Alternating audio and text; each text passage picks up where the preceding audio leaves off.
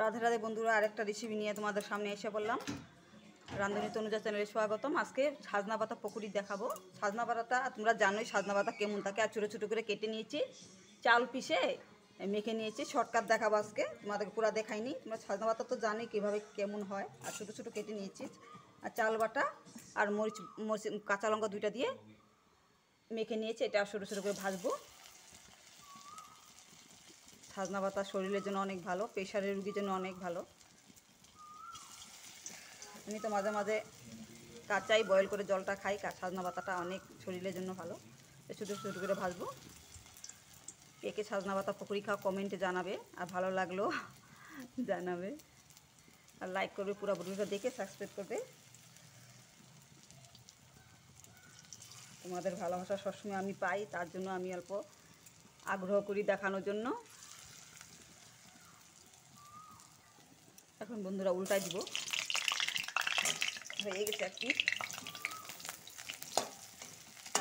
তোমরা চাইলে পেঁয়াজ কুচিও দিতে পারো সাথে, সেটা আর একটু ভালো লাগবে। আমি আজকে পেঁয়াজ কুচি দিইনি, খালি সাজনা পাতায় চালের গুঁড়ি আর কাঁচা লঙ্কা কুচি দিয়েছি। পেঁয়াজ কুচিয়ে ছাতে দিলে আর একটু খেতে ভালো লাগবে। কে পকোড়া ভালোবাসো কমেন্টে জানাবে। আমার তো সেই লাগে। চালের গুঁড়িতে বানালে একটু করকর ভাব আসে, অনেক ভালো লাগে। বেসন দিয়ে বানাইতে পারো, বেসন দিলে একটু ম্যাশ ম্যাশ লাগে, মানে অত করকর ভাব আসে না। যার যার দাঁত আছে তারা করকরেই ভালোবাসবে। হয়ে গেছে বন্ধুরা, নামাবো।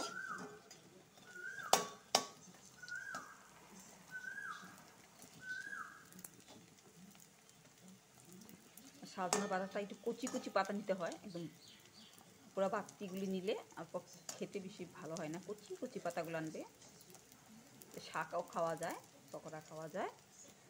নামাবো।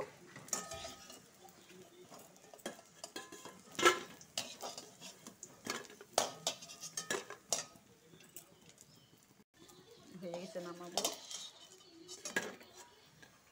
এখন চাল বাটা বেঁচে গেছে। মানে চাল বাটাটাতে কী করবো, মিষ্টি কুমড়া দিয়ে বেসন না দিয়ে চালের গুঁড়া দিয়ে একটু চপ বানাবো, পাতলা পাতলা করে কেটে।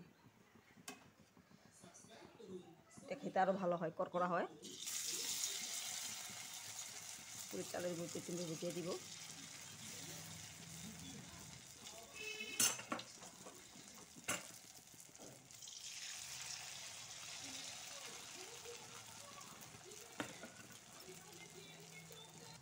মিষ্টি কুমড়োটা উল্টা দিব।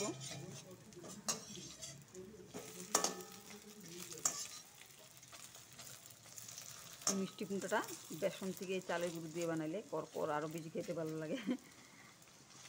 কোনো সময় চা দিয়ে খেতে পারো, এমনি ভাত দিয়েও খেতে পারো, এমনি বসেও খেতে পারো, অনেক খেতে একটা অপূর্ব লাগে। হয়ে গেছে মিষ্টি কুমড়ার চপ। এটা মনে রাখবে একটু পাতলা পাতলা করে কাটবে, তবে গিয়ে ভালো করে সিদ্ধ হবে আর করকরা হবে চালের গুঁড়োটার সাথে। মিষ্টি কুমড়া একটু বেঁচে গেছিলো, তাই তোমাদেরকে চপ বানিয়ে শেয়ার করেছি। তোমরা এভাবে বানিয়ে খাবে। আশা করি তোমাদেরকে ভালো লেগেছে চপগুলো দেখে। নামাবো। এইভাবে বানিয়ে খাবে মিষ্টি কুমড়ো আর সাজনা পাতা চপ। এই দেখো পকোড়া চপ হয়ে গেছে।